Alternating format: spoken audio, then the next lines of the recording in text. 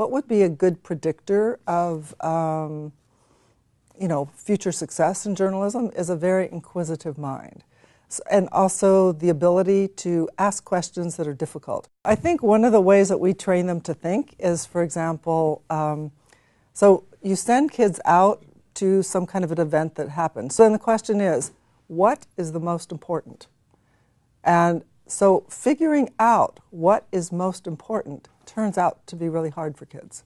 How do you know what to feature? What is the most important part? So that helps them get started thinking. We absolutely make a conscious effort to work on those things. I think that in setting up the structure to put together a publication requires an immense amount of communication.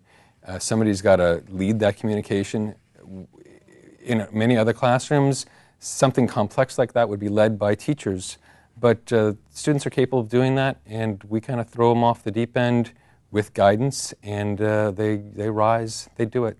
It's a very complex thing to put out a magazine that's at that length, or to maintain a website that's updated 24/7, and they can do it. They're absolutely not doing their work for the teacher, they're doing it for their audience, and that's what drives all of the success that we have at Pali. Students still like having paper products. They love having a magazine in their hand and looking at the magazine. And so we did a little sort of straw poll in the class, and it looked like the majority of kids really preferred to have a magazine to relax with. They didn't really want to relax with their computer.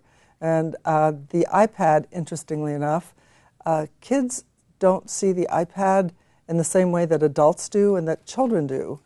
It's still pretty new. It's pretty new, but we did a little poll, and the kids basically felt that the iPad was a large iPod, and they wondered, they thought it was a little too big for their pocket, and they noticed that you couldn't make a phone call with it.